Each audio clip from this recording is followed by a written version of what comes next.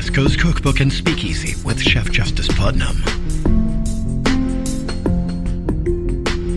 Netrootsradio.com.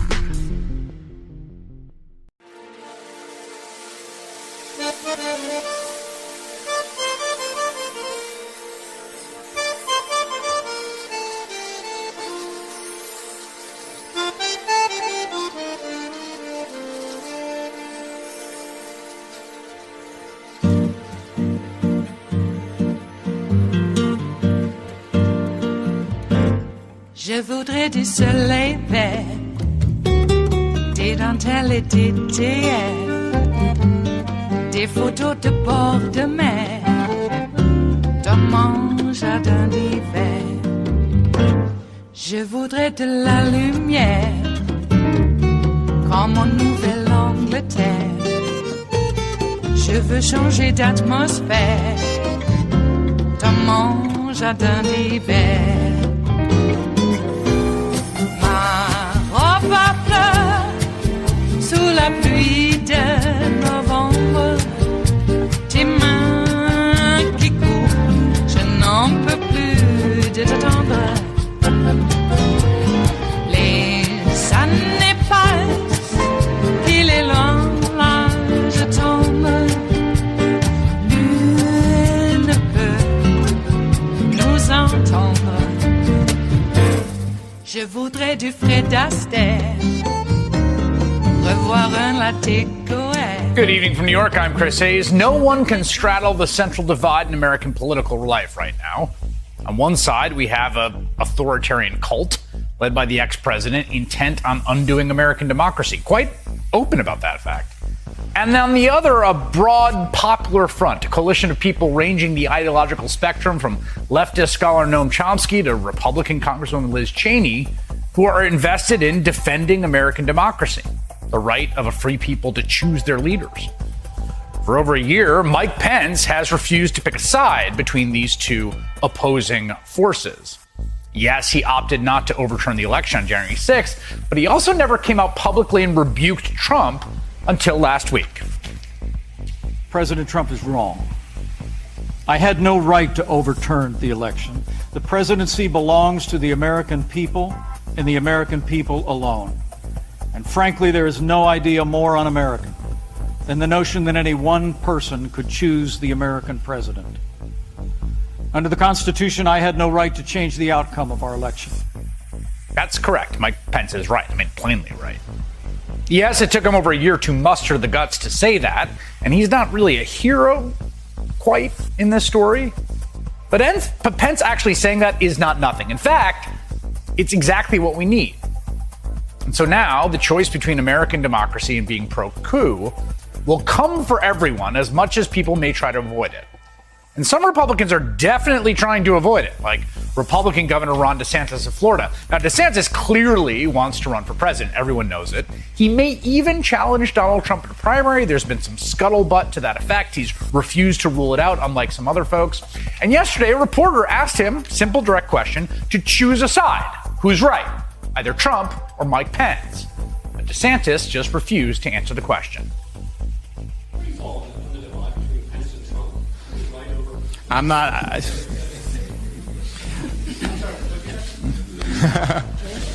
I've had a great relationship working for actually was governor for 2 years with the Trump administration. I can tell you that we got a hell of a lot more done when Donald Trump was president than now.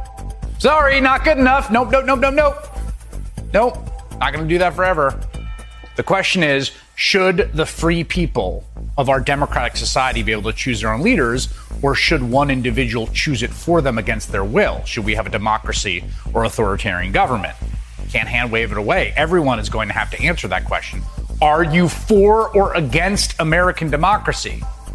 Can't be avoided indefinitely. But we are seeing even more people try to straddle that line. On Friday, the day Pence spoke out against Trump, the Republican National Committee decided to censure Representatives Adam Kinzinger and Liz Cheney for, quote, participating in a Democrat-led persecution of ordinary citizens engaged in legitimate political discourse. Of course, they mean the Democrats' attempts to hold the January 6 rioters accountable for their actions, as well as those who facilitated that riot. When asked what he thought about that resolution, the House Minority Leader, the Republican House Minority Leader, Kevin McCarthy, again, tried to have it both ways. Earlier today, he claimed the RNC was not talking about the violent rioters at the Capitol, but of course, the problem is none of what anyone was up to that day was legitimate political discourse. Even the planning and the plotting that took place off Capitol grounds, it was all directed towards the same illegitimate purpose. Again, overturning a free and fair election, voiding American democracy. Later on, McCarthy clearly got sick of the question. I'm going to show you an amazing video from this afternoon. I've watched it a bunch, actually. Very good stuff. Goes really fast, and because of that, we're going to play it for you twice in a row. You will hear the reporter ask McCarthy what he thinks about the RNC's resolution, and watch the Republican leader basically run away down the hall. You know what? Make it an appointment in office and come on by time, okay? It's not good. It's not good to do interviews. You know what? Make it an appointment in office and come on by time, okay? It's not good. It's not good to do interviews. And just like that, it's gone. We're seeing the same kind of avoidance all the way down to like fairly anonymous members of the Republican caucus. You got, for instance, Republican Senator Cynthia Lummis of Wyoming. Don't hear about her a lot, but she's there. She's in the Senate, represents Wyoming. She had this response to the RNC censuring the congresswoman from her state, quote, and I will read this.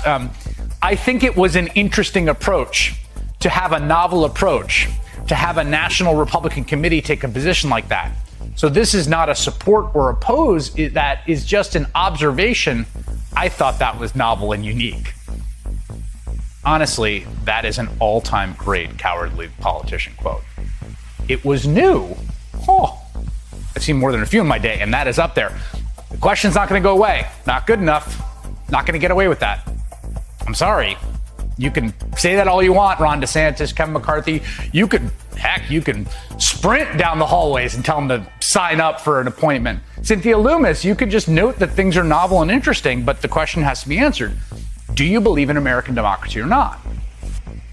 Which side are you on? You on the side of Trump and the rioters concussing the heads of the cops? Or are you on the side of the vast majority of Americans that want to choose their own leaders? And even Donald Trump's going to continue to bring up that question, despite the fact the Republican Party leadership would love nothing more than for him to shut up about the election January 6th, all of it. He will never shut up about it. He will never log off, because it is the defining feature of what he wants to shout from the rooftops forever. He was wrong. The election was stolen. He's not a loser. He is worthy and deserving of human love. And his supporters did well for him on January 6th. His cronies and henchmen will also keep insisting on complete blind support for their dear leader. Listen to former Trump advisor Steve Bannon slamming Mike Pence and his former chief of staff for daring to cross Trump.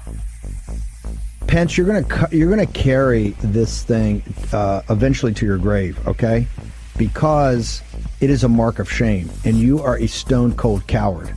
A stone-cold coward. Boris Epstein. We're going to start with numbers and analysis, and then this thing broke this afternoon. My head's blown up. So Boris, you got to help me out here, brother. I can't take Pence, and I can't take Pence and Mark Short and all these Koch guys up there ratting out Trump up on Capitol Hill right now. It's the Jesus image in the back for me personally. But that's straight up gangster style talk, right? Steve Bannon is basically saying, we don't like rats, snitches get stitches, which is the foundational ethos of Donald Trump's world. And of course, this comes from a podcaster who was arrested on a Chinese billionaire's yacht for allegedly defrauding Trump supporters and is walking free right now and doing his podcast because the former president pardoned him. So that's the moral standard of one side of this big divide, right, of a political equation right now. On the other side are people like the newly censured Republican members of Congress, Liz Cheney and Adam Kinzinger, who have stood up to Donald Trump and his abuses of power. And interestingly enough, former New Jersey governor and head of the Trump transition, Chris Christie, who is now on that team as well. This weekend, he praised Mike Pence for finally speaking out. And again, he spoke the truth about Donald Trump's insurrection. I think that the actions the vice president took on January 6th spoke loudly, and I'm glad he's finally put words to it. I don't know why it took him so long, but I'm glad that he did. Let's call this what it is. January 6th was a riot that was incited by Donald Trump in an effort to intimidate Mike Pence and the Congress into doing exactly what he said in his own words last week: overturn the election. Now, he's tried to do a cleanup on aisle one here and correcting that stuff, but it's not going to change. He actually told the truth by accident. He wanted the election to be overturned. Good for Chris Christie. Now, Christie's in a similar category. I got to say, he tried to avoid picking sides for a long time. He's been close to Donald Trump, critical of him at times, definitely not a never-Trumper.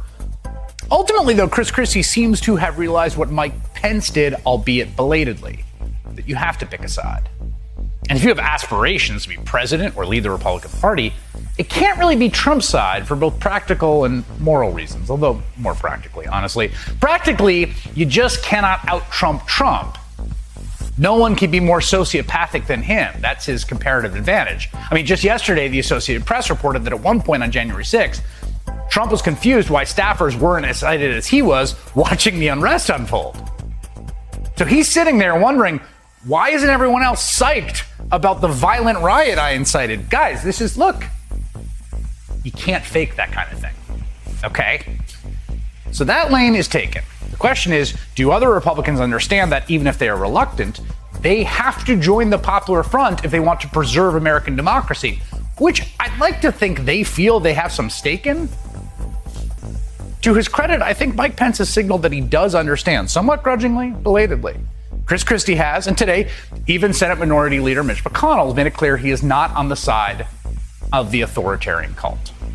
Is it appropriate for the Republican National Committee to censure two sitting members of Congress and also use the words legitimate political discourse in talking about January 6th? Well, let me give you my view of what happened January the 6th. And we're here. We saw what happened. It was a violent insurrection for the purpose of trying to prevent the peaceful transfer of power after a legitimately certified election from one administration to the next. That's what it was. With regard to the suggestion that the RNC should be in the business of picking and choosing Republicans who ought to be supported, traditionally the view of the national party committees is that we support all members of our party, regardless of their positions on some issues. It is incumbent upon everyone in the popular front to understand that they are part of it, and that not letting Donald Trump get anywhere near the levers of power is an essential part of the project of restoring American democracy. Again, this is simple, straightforward stuff, but I think some people would like to not understand it. That means it would be good, for instance, for the country for Trump to be defeated in a Republican primary by someone who's on the side of American democracy, at least at the most elemental level, even if that person has truly, genuinely horrible politics. Because that's the starkness of the choice. Those are the stakes. And whether Republicans want to grapple with that or not, that choice is going to find them. It is Wednesday, the 9th of February of 2022, and you are in West Coast Cookbook and Speakeasy. I am your chef de cuisine, Justice Putnam. Gunner the English Bulldog is our snoozing sous chef, and our daily special is Smothered Benedict Wednesdays. Will no one rid us of these meddlesome priests? Oh, speaking of which, I just love all these heretics running around saying that they have been speaking with God. No, they haven't. They've been speaking to some voices in their heads. It seems real. Very real. Looks like the maggots are running around saying that the Super Bowl halftime show will be satanic. Now, why would they say something like that? Would it be possibly black artists will be performing primarily during the halftime show? Could it be something like that? Yeah. They're already trying to get rid of Black History Month because it's so divisive. It's teaching my kid CRT. Critical race theory. Yeah, right. Okay. I thought John Roberts said that when he was calling balls and strikes that there was no such thing as racism anymore because we elected a black guy.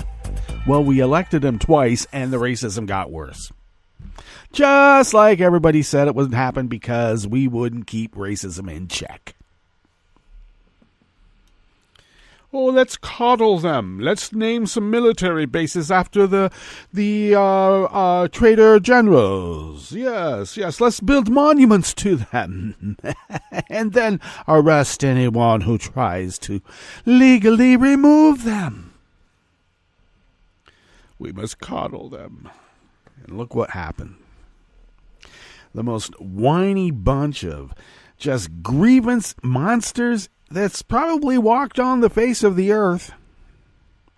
And I'm sad to inform all of us that it's probably going to take a meteor to get rid of them.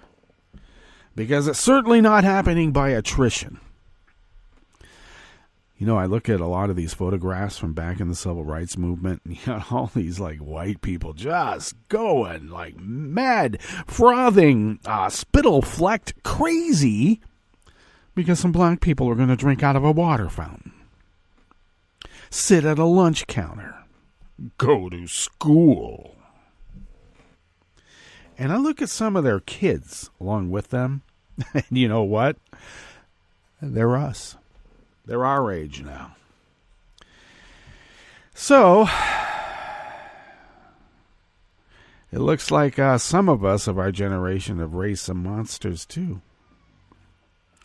Takes a monster to raise a monster is what I always said. Yeah. Racism is over. John Roberts, you know, you can call the balls and strikes, but there's a lot of foul balls getting hit out of there that for some reason isn't being called foul balls or a strike. All right? You gutted the Voting Rights Act, and look what's happened. The racism has escalated even more profoundly. All right. Well, look, when I say everybody said that this racism would occur because we elected Obama twice, part of it was because they said that it would. And when I say they, I mean with a capital T, as in they are the racists. And they said exactly what would happen. We would pay a price. And we just thought, oh, yeah, right. And now the price is pretty much the destruction of American democracy, the great experiment, representative democracy, the beacon of hope for the world. Why? Because they can't get their way. They have to like compromise. And their idea of compromising is that they're giving up something. Somebody else gets some freedom, it means that their freedom is lessened somehow. Well, yeah, I can see how it's lessened. It means that they don't have the right to go out there and use the N-word as if that's supposed to be okay. You're stifling free speech. No, we're not. We're telling you what is socially acceptable. What do you think a culture is? What do you think a society is? They're all talking about anarchists. Actually, they call that Antifa. For some reason, anti-fascism is a dirty word here in America now. Unbelievable. Well, once again, I'm going to remind folks, I'm a broken record, but the Nazis would have never learned how to be Nazis if they hadn't studied the United States during Reconstruction. How do you take human beings and make them less? After you've made them less for a while already. 3/5. That's all you get. And now they're upset. Now they think 3/5 is even too much. Supreme Court refused to look at the gerrymandering case where I believe, yes, it is. It's Alabama. One district. Pack all the black people in that one district. Next thing you know, they don't have any representation in the rest of the state. And the conservatives on that court said, sorry, DC's, there's no such thing. We like beer. All right. They were warned, we were warned. about them. And we warned everybody about them. And this is exactly what we said would happen. We don't want everybody to look at us as if we're a political court, because we are. Yes, you are. Activist judiciary, they went off. They coined the term activist judge because they want to be activists. That's exactly how they were all along. How else do you get a Plessy court? So I guess we've gone back to Plessy. Pre-Plessy. Even. You think you're free? No, you had a contract. Oh, I know you were the product too, but too bad. It's just the way the cookie crumbles. And I guess the way the cookie crumbles, anything that is done that doesn't really appeal to the racist lizard brains is satanic. I got to tell you, the way they keep going off about Satanism and evil, with all the projection that they've already lived, I think something's up. The only reason that, like these extremist Christians go to Israel, to the Holy Land, it's because that's where the end of the earth is supposed to start. We got to have some sort of conflict so that we can have the beginning of the end of the earth, the rapture, the judging of the quick and the dead. All those of pure hearts and without sin will rise to heaven, and everybody else will be stuck in the morass of the end. I'm not quite ready to start ascending. Not that I think that I'm part of the group, but I think that maybe we are. If there is some sort of compassionate aspect of this existence instead of utter violent chaos of the universe. Have you seen the universe? My God, it's scary out there. Hard for a life form to live. If there is some sort of godlike creature maneuvering all of the aspects of life, I actually kind of think that those who practice compassion, love, and care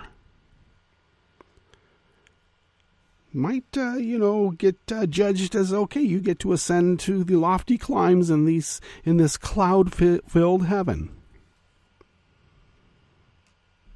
Not the people who said, oh yeah, let's burn the Jews. Not the people who said, oh yeah, let's have a postcard event at the elm tree while we do a lynching. Those people are going to go to heaven? Those people get to determine what is satanic and what is not? Please. We're going to construct some sort of benevolent place called heaven. I don't think those people who have perpetuated violence, fear, and etc. have a place there. I think there's another place for that. And it ain't milk and honey. Okay? Jeez. All right. It's Wednesday. It's only Wednesday. We're sliding into the weekend after today. Yes, we are. All right. We do also, of course, as you know, have a curated part of the show, which is supposed to be the show. At some point I decided, hey, format, we'll just extend whatever we call the break to whenever we do the break. All right, well, on the curated part of the show, of course, at the top, Republicans are trying to straddle the pro-coup line after censuring Cheney and Kinzinger. Yes, they are. And on the rest of the menu here in the Bistro Cafe of West Coast Cookbook and Speakeasy, Smothered Benedict Wednesdays, by the way. An Arizona GOP governor candidate, Carrie Lake, promises to illegally build a border wall on federal land. Yeah, they don't care. They're the Bundys. The House passed a bill ridding the Postal Service of the onerous requirement of funding health care benefits 75 years in the future. I'm sure the Republicans are going to try to squash that. Oh, yes, they will. And, which reminds me also, why is DeJoy still there? Got to get rid of that guy. And after delays by the GOP insurgent caucus, Biden's pick to combat antisemitism finally gets a hearing. Yeah, don't call him anti-Semitic, though. Don't. After the break, we move to the chef's table, where a Belarusian cross-country skier fled the country with her family after she was barred from competition over the family's political views. Did they escape cross-country? We'll find out. And the Italian parliament approved a law making protection of the environment part of the Constitution. All that and more on West Coast Cookbook and Speakeasy. Bon appetit.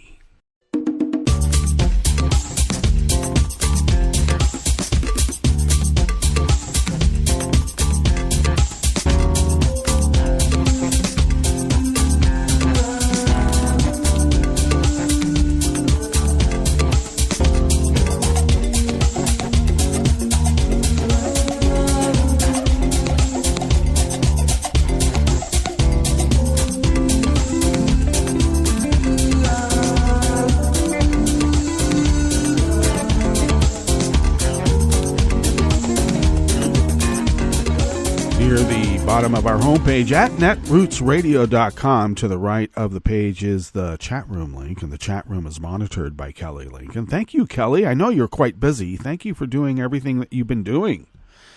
If you out there in radio listening land would then look across the page, hopefully you're looking at our homepage at netrootsradio.com. Near the bottom, from where the chat room link is, to the left is the link to our Patreon site. And yes, could you send us money, because we need it?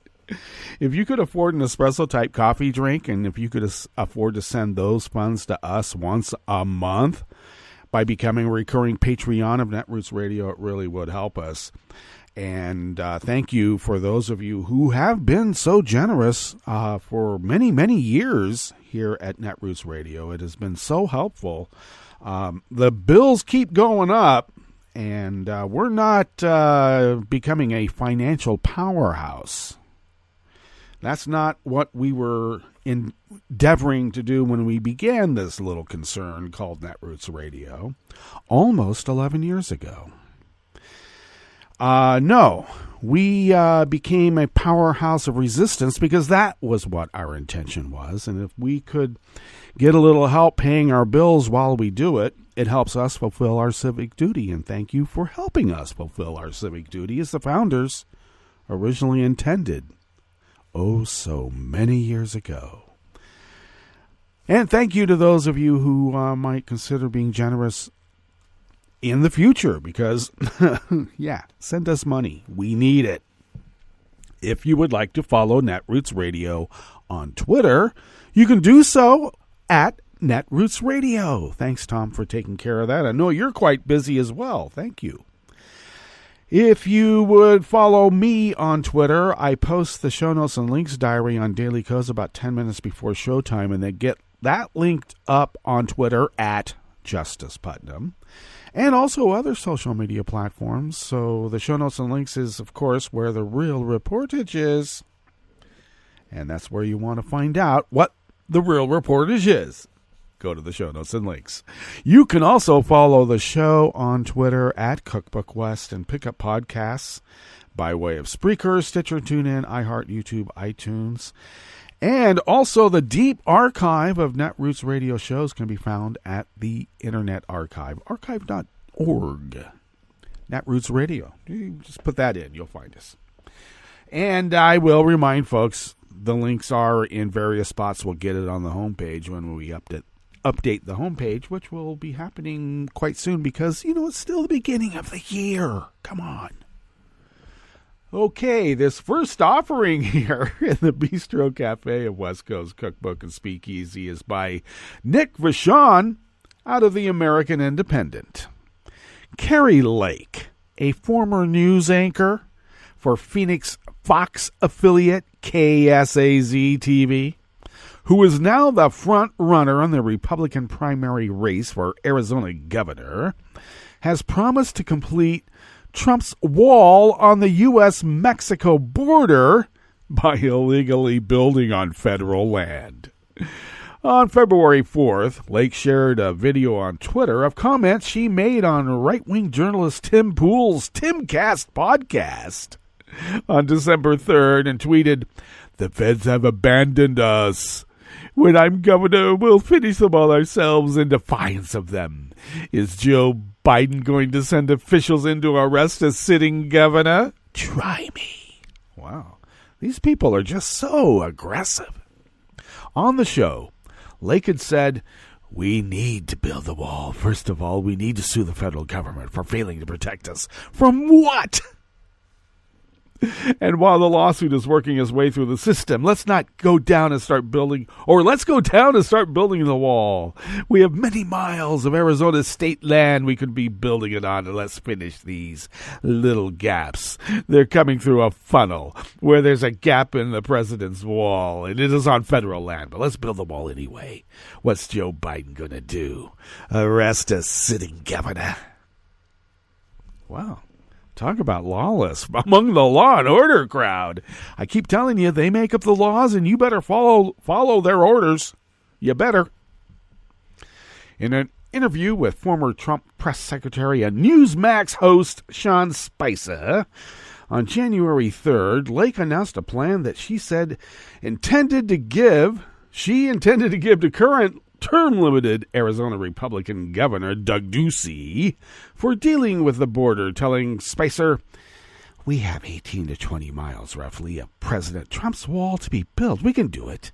It may cost between $300 and $400 million. We have a $600 million surplus, so we have the money to do it. Yeah, let's not make sure that people are safe during a pandemic. Let's build a wall because it has some sort of, a tickle of the lizard brain. It scratches them where they need to be scratched. Has nothing to do with the facts. A wall. Give me a break." Later in the interview, Lake mentioned other border control policies she would implement as governor. You mean maybe building a moat with crocodiles? She would issue a declaration of invasion at the border. Oh, I keep forgetting. This is predicated upon a racist trope that there's rapists and they're brown people with calves the size of cantaloupes coming across the border with bales and bales of bales of pot. Marijuana. You know, it's all about the racism. And she would create a multi-state task force to take on securing the border, including taking people and detaining them if they're here illegally and deporting them as well. How do you know they're here illegally? Because they're brown? Just pick them up. Somebody at the Rexall, hey, pick that guy up.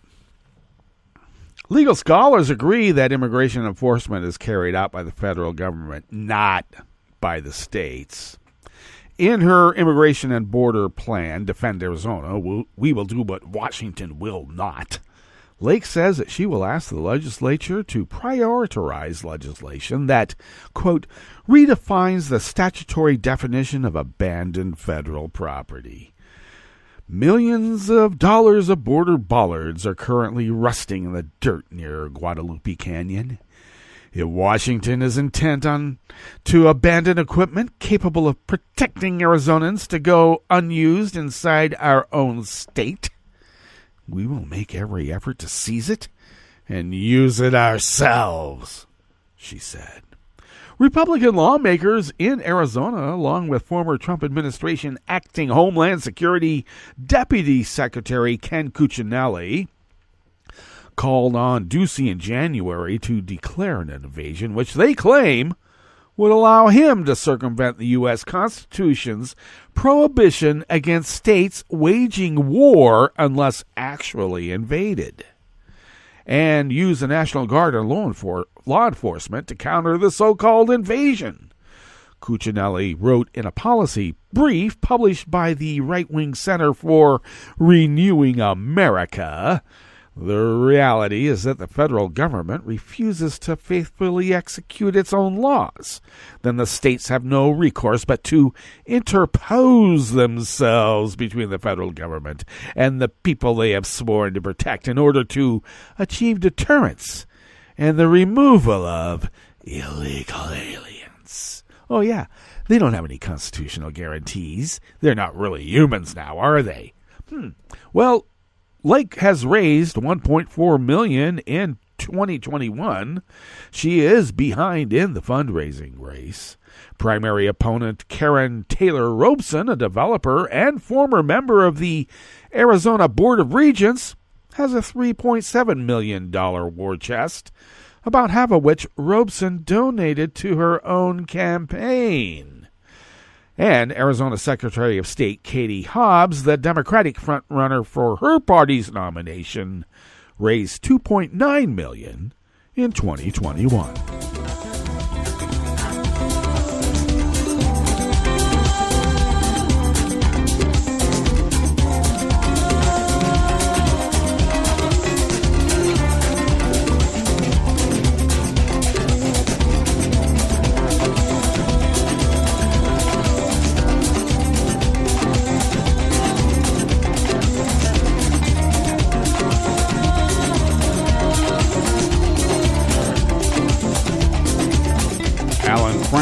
Of the Associated Press brings us this next offering here in the Bistro Cafe of West Coast Cookbook and Speakeasy, Smothered Benedict Wednesdays. Congress would lift onerous budget requirements that have helped push the Postal Service deeply into debt and would require it to continue delivering mail 6 days per week under bipartisan legislation the House approved yesterday, Tuesday. The election year bill, coming at a time of widespread complaints about slower mail service, I'm looking at you, DeJoy, would also require the Postal Service to display online how efficiently it delivers mails to communities. The Postal Service is supposed to sustain itself with postage sales and other services, but has suffered 14 straight years of losses. Why is that?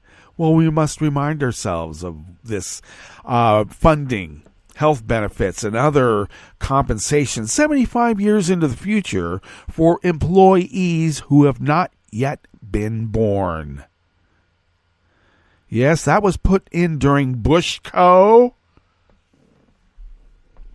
And we thought they were corrupt. Yeah, boy. Small potatoes apparently are what's going on now, but we have DeJoy at the helm.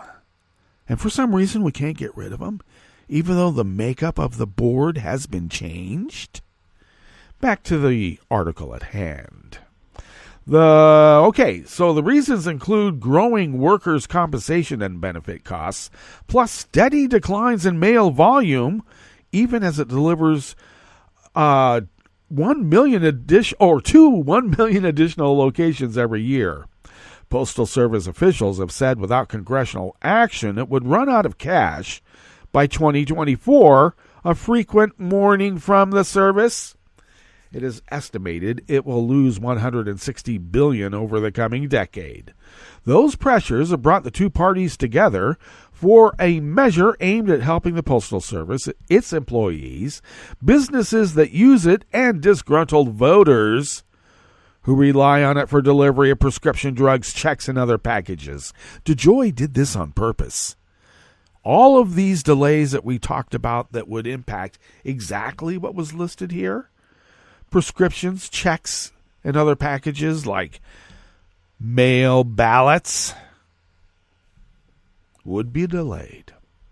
Well, Tuesday's vote was 342 to 92, a rare show of partisan agreement, with all Democrats and most Republicans backing it. Representative Carolyn Maloney, a Democrat from New York, chairwoman of the House Oversight and Reform Committee, said the Postal Service provides service to every American, no matter where they live, binding us together in no other way, or in a way no other organization does. And Representative James Comer of Kentucky, the committee's top repug, in this reporter's opinion. He's top, but it's an opinion that is a repug. Okay. He said the days of letters alone driving Postal Service revenue are not coming back. The bill, he said, will help it succeed into the 21st century. Over the years, some lawmakers have wanted to impose tougher requirements for faster service by the Postal Service, while others have favored privatizing some services. The compromise omits those controversial proposals.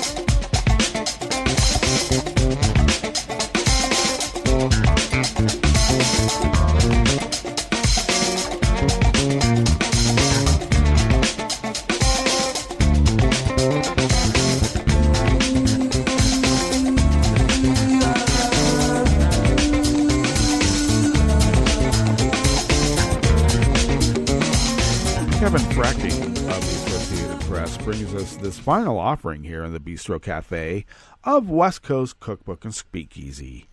Describing herself as an equal opportunity foe of antisemitism, President Joe Biden's pick to monitor and combat prejudice against Jews around the world finally got her day before the Senate committee that will evaluate her nomination. Biden had nominated Deborah Lipstadt to lead the State Department's Office for Combating Anti-Semitism in late July. A hostage standoff last month at a Texas synagogue brought about new calls for the Senate to act on her nomination. But Lipstadt's nomination languished in the Senate last year after she criticized comments from, Moscow Ron Johnson, who said he wasn't worried about the predominantly white insurrectionists at the U.S. Capitol, but might have been if they had been Black Lives Matter protesters. So they're complaining that she made some sort of comment in opposition to that statement. Well, she had tweeted the article last March with her comments and said, "This is white supremacy, nationalism, pure and simple." Well, Ron Johnson challenged Lipstadt on her remarks during yesterday's hearings, Tuesday, saying it was about as serious and vile an accusation as one can hurl against another person. At another point, he accused her of engaging in malicious poison. Really now? You've never met me. You don't know what's in my heart, do you? Well, I don't know. Actions speak louder than words, pal. Okay, let's remember that. Lipstadt said her tweet was not nuanced and she would not conduct diplomacy by tweet. She emphasized her criticism was of his comments. "I'm sorry if I made it in a way that it could be assumed to be of the person personally." Johnson quickly interjected that he appreciated her apology and accepted it, and he said it was more than the chairman of the committee, Bob Menendez, had done. Still, he said he could not support her confirmation. "You are just simply not qualified," Moscow Ron Johnson said. Now, Lipstadt, a professor at Emory University, has taught about anti-Semitism for 40 years, has designed exhibits at the United States Holocaust Memorial Museum. last year. She served as an expert witness in the Charlottesville civil trial against the organizers of a demonstration 4 years earlier that turned deadly. We know of that. And former President George W. Bush asked her to represent the White House at the 60th anniversary of the liberation of Auschwitz. Simply not qualified. Well, let's get to our break. And when we get back from that break, we will go through weather from around the world, and we will finish up with the stories that we've curated for you today. You are listening to West Coast Cookbook and Speakeasy, and we will be right back. You are listening to netrootsradio.com. Please hang up and try again.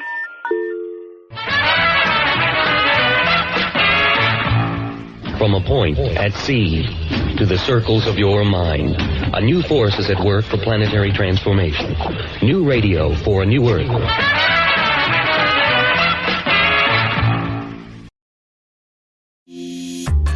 This program is presented by the Centers for Disease Control and Prevention. Good eating habits developed in childhood can last a lifetime, but getting children to eat their fruits and vegetables is a common problem. Eating them adds important nutrients, helps control weight, and reduces the risks for many serious illnesses. Children in the U.S. are eating more fruit. However, 60% of children get fewer fruits than recommended, and 93% don't get enough vegetables. Childcare, schools, and school districts can help change this by meeting or exceeding federal nutrition standards for meals and snacks, including fruits and vegetables wherever food is offered, and helping children learn about and taste fruits and vegetables. At home, parents can eat a variety of fruits and vegetables with their children and provide them as snacks, even if it takes many tries. Also, parents can include their children when shopping for, growing, and preparing fruits and vegetables. To learn more, visit cdc.gov/vital signs. For the most accurate health information, visit www.cdc.gov or call 1-800-CDC-INFO. Hi, I'm Tom Hartman, and since you're listening to netrootsradio.com, show your progressive side and go to the donate button on the bottom of the homepage. It's progressives like you who power Netroots Radio and keep the progressive message beaming everywhere 24 hours a day. Just go to our donate button at the bottom of netrootsradio.com. Thank you for keeping progressive radio at full power.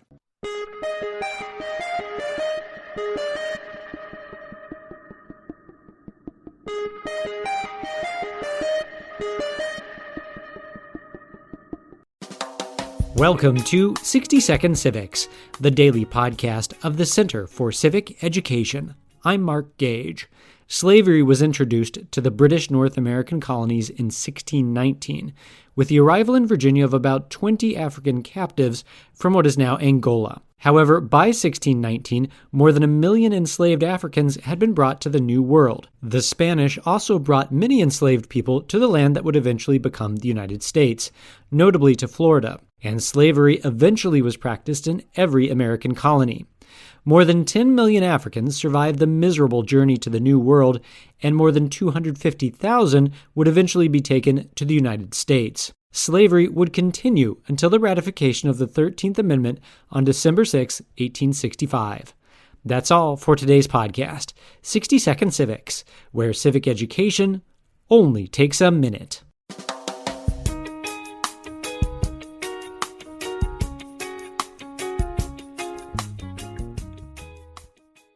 I'm Rick Smith, and this is Labor History in 2.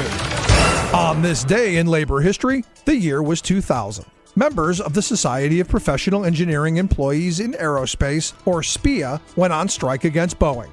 Boeing is the leading producer of commercial airplanes in the world. In 2000, their headquarters were based in Seattle, Washington. But since then, they have moved their headquarters to Chicago, Illinois. The Seattle walkout is considered perhaps the largest white-collar strike in U.S. labor history. The strike caught most people by surprise. It was not expected that the engineers and technical workers of Boeing would actually go on strike. SPEA had never called a strike in its more than 50-year history. Yet, when their contract negotiations did not meet, the expectations of their members with regard to bonuses and health care coverage, the 17,000 workers walked off the job. The picketers embraced the uniqueness of engineers going on strike. The striking engineers picketed with signs that read, "No nerds, no birds." To ward off the chilly Seattle weather, they gathered around burn barrels. But the EPA ruled the barrels did not meet emission standards. Undeterred, one of the strike leaders used his engineering skills to design a special barrel.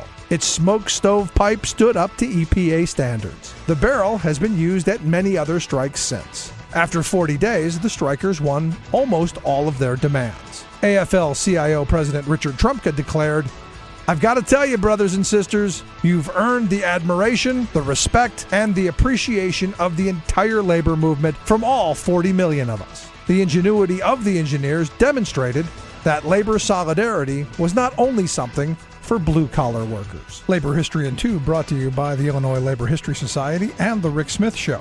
For more information, go to laborhistoryin2.com, like us on Facebook, and follow us on the Twitters at Labor History in 2.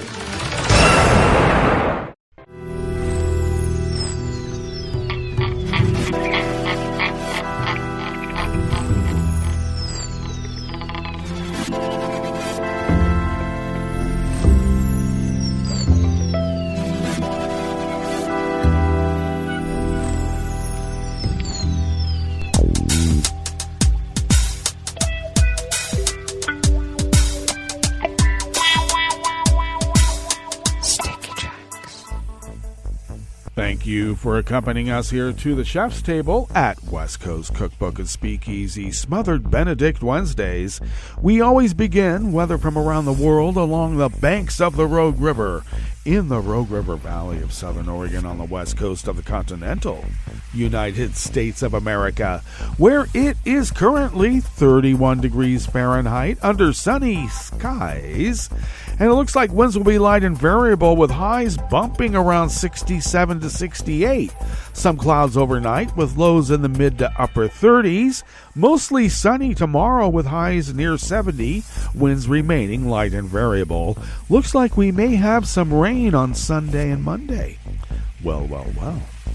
Confirmed cases of coronavirus in Jackson County continue to rise. We now stand at 400,030 confirmed infections. And, not confessions, infections. And sadly, the deceased have increased as well and have now been confirmed at 445. Pollen is rated as none outside the window on Rogue River proper. The air quality index for the region is good at 21 parts per million, and the daytime UV index has ticked up into the orange moderate range at level 3. Barometric pressure is rising at 30.51 inches.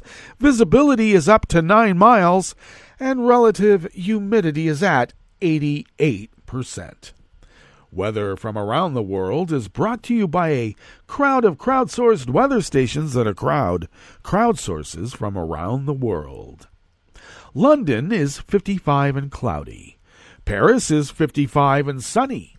Rome is 63 and fair. Kyiv is 38 degrees and fair. Kabul is 23 and clear. Hong Kong is 56 degrees and cloudy. Tokyo is 43 and cloudy. Sydney, Australia is 72 degrees and clear. San Francisco, California is 54 and sunny. And New York is a crisp 38 degrees Fahrenheit and sunny. And that is weather from around the world, brought to you by a crowd of crowdsourced weather stations that are crowdsources from around the world.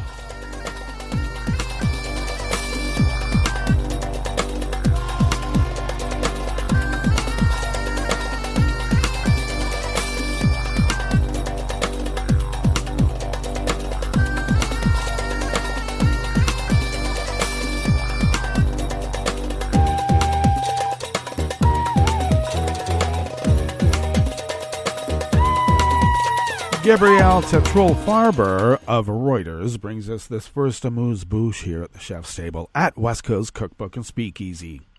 A Belarusian cross-country skier has fled the country with her family because of fears of reprisals by authorities after she was barred from competition over the family's political views.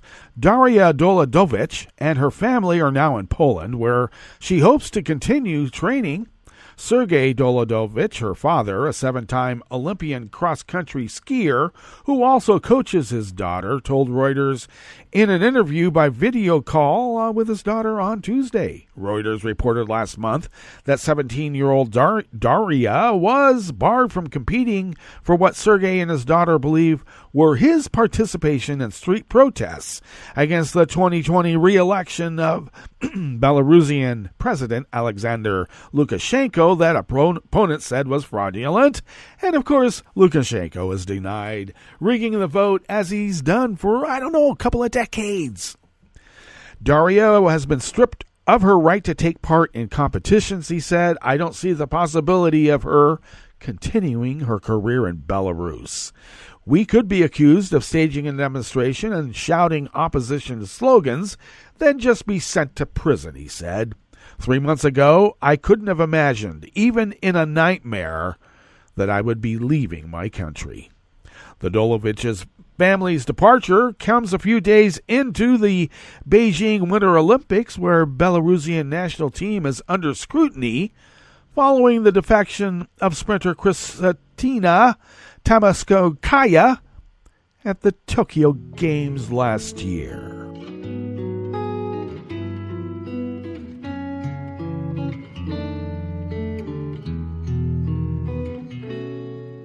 Je te donne c'est mon amour pour la vie entière. La promesse de me trouver à tes genoux. Aussitôt que tu m'appelles, rester toujours fidèle. C'est tout, c'est tout.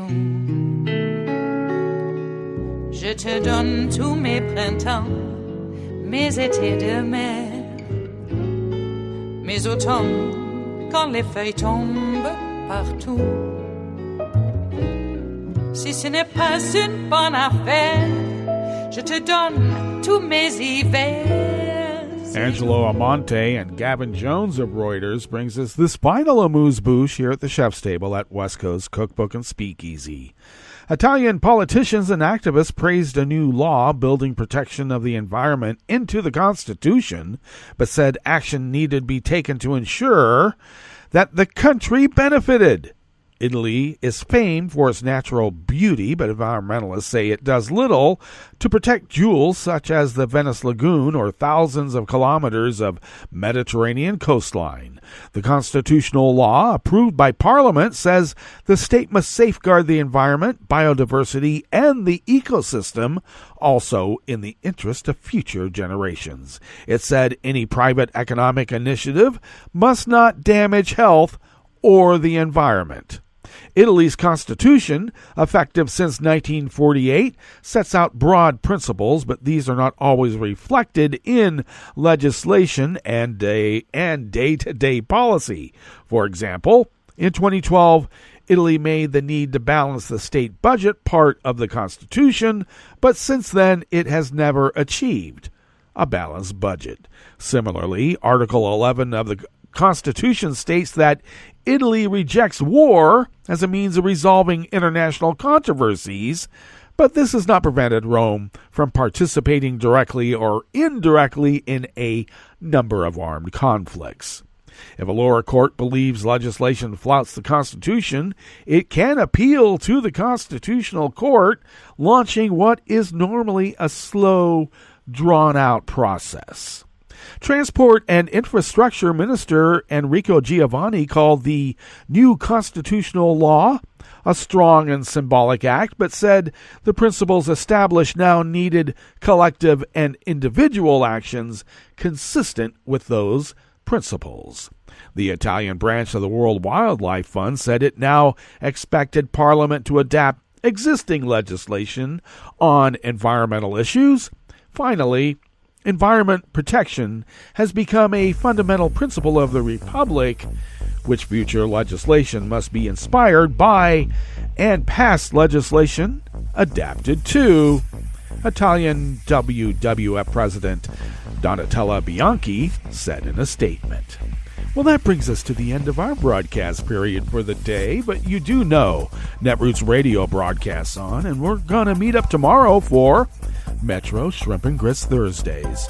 So do stay tuned to Netroots Radio all day and all night for all the breaking news as it breaks, and we'll meet up here tomorrow, right here in West Coast Cookbook and Speakeasy. Bon appetit.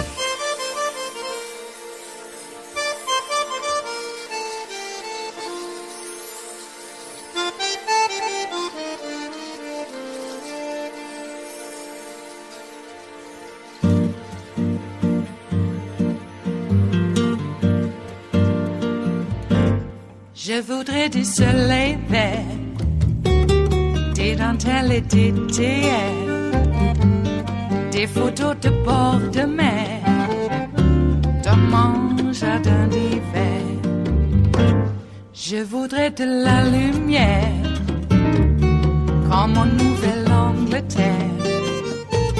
Je veux changer d'atmosphère, dans mon jardin d'hiver.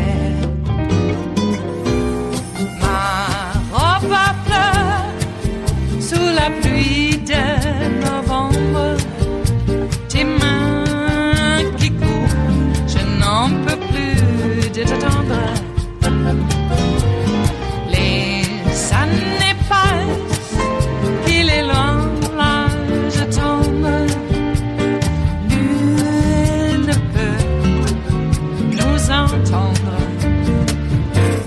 Je voudrais du Fred Astaire, revoir un latte Goël. Je voudrais toujours te plaire dans mon jardin d'hiver. Je veux déjeuner par terre, comme au long de golfe clair. T'embrasser les yeux ouverts dans mon jardin d'hiver.